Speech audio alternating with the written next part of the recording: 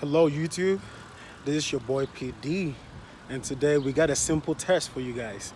Uh, Behind me is a 2011 BMW 328i, and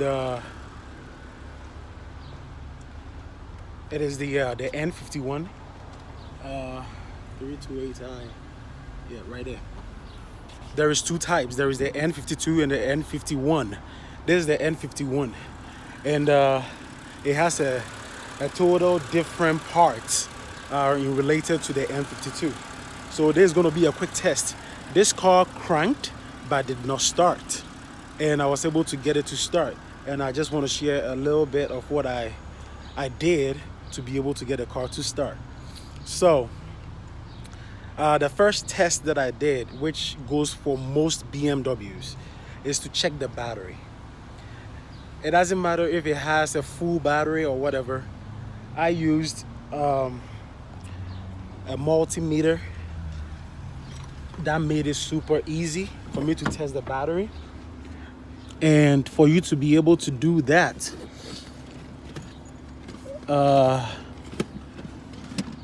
let me grab my multimeter real quick.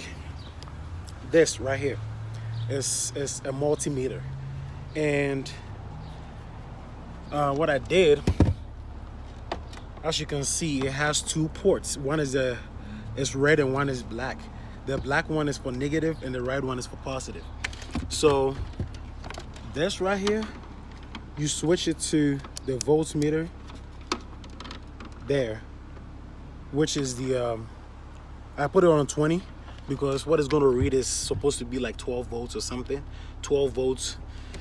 Then right here, the red goes to the red, okay, like that, and the black goes to the black, like that. Okay, try to stick it in somewhere. I don't know, you just have to touch it. And as you can see, my multimeter is reading 13.48. It's reading 13.48. That is the first step that I did, just to make sure that I was getting enough juice. I still placed a jump start box on it, no matter what, just to try and see maybe the battery is dead or is drained just a little bit. The battery could be at 11.2 and the car won't start. And that is how BMWs roll. And the second step that I did was to check the fuel pump fuse. This car cranked and was always cranking but not starting. And if you come to the passenger side, right here is the glove box, okay? When you open it like that, take everything from it, okay? Then right here, there is these two tabs, right? There's one tab right here and one tab right here. Just turn it clockwise or anti-clockwise, make it straight, and it will drop. And you see there is a fuse right there. The fuse box is right there, okay? Now, to find what you are looking for, there is this paper, most of them, this car has it, that has the fuel number at the back here. Look for the fuel pump. The fuel pump. I think it is number, let me see, maybe I'll be able to find it. What I did was I got the, it's number 70. Number 70 for this car, the 2011. Number 70 fuse. And just pull it out, check it out. You will be amazed that that could become the problem of your car not starting. That was the second thing I did. The battery checked out because I got a box on it. I also had the fuse checked out. I didn't even care whether it was blown or not. What I did was I just took it off and placed a new one on, period. Just sometimes those fuses could be looking good, but might be bad inside, you know. You might not see that it's blown or anything like that. Then the third thing that I did was that I was getting the instinct that this could be a fuel problem. The main reason why I figured it out is the third step. What I did for the third step is I came here to the engine bay, okay, the driver's side. This is your air intake, okay, your intake box, and right below here is your mass airflow sensor. Mass airflow sensor. So what I did was I loosed this right here. I loosened it up.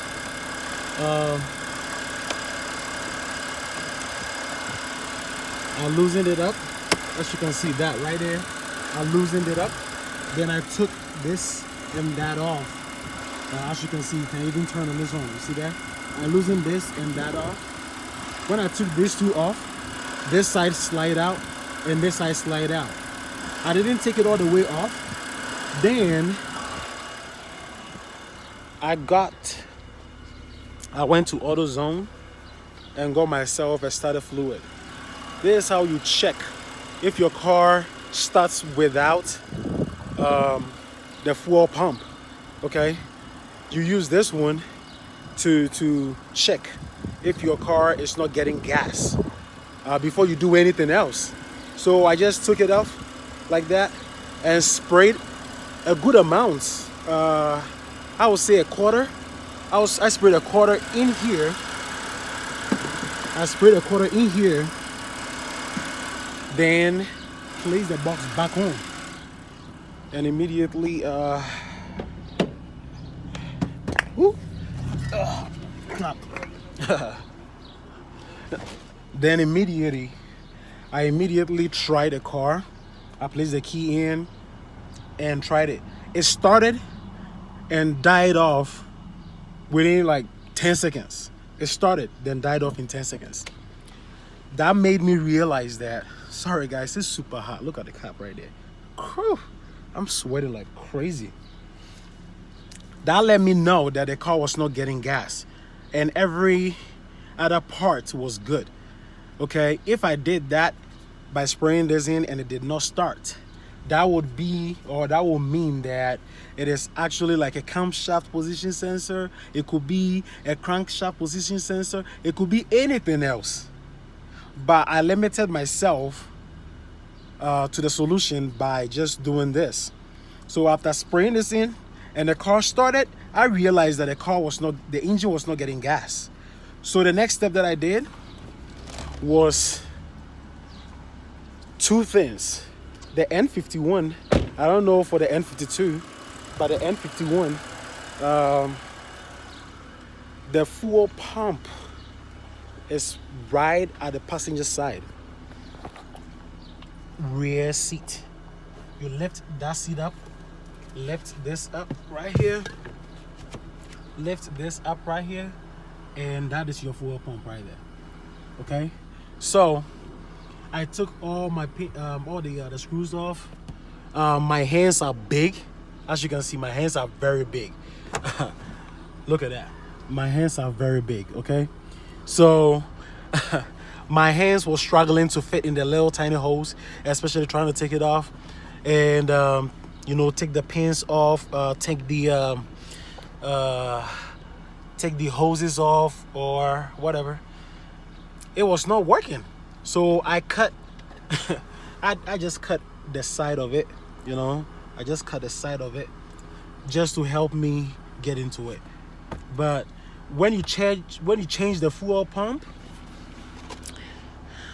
and it works, like my story right here, the fuel pump did it for me.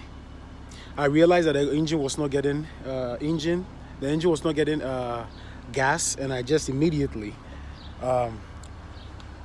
did the test, step by step. Battery first, second the fuel pump fuse, then with a jump start still on it, jump start box on it, I did a fuse check checked out. Then I did my last one to narrow it down. If it did not start, then I'll go to another step. But for me, it worked. I was lucky enough. The car started with a starter fluid right there by spraying it into the air intake. Okay, I sprayed it directly into it, closed it up, and the car started 10 seconds. Then I realized that the fuel pump might be bad, or the fuel control module. The fuel control module is right here, the same spot, passenger side, back rear seat. If I left this side, okay, like that, you can see that's it right there. That's your fuel pump control module, okay? But to change that, you can buy a new one or whatever, but you still have to program it.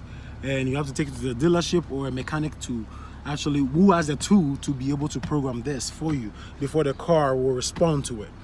But for me, I was lucky enough. After changing the fuel pump, boom, everything started.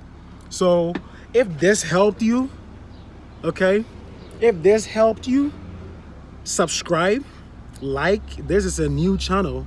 I left it there for a while. I was not doing it. I was not recording myself. I was fixing cars, but I was not recording myself. I decided to start recording. So let's see what I can do with this channel.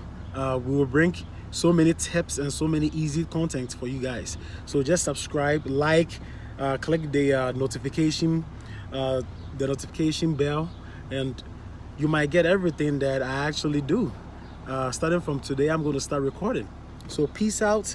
I hope this becomes the solution for your car. Later.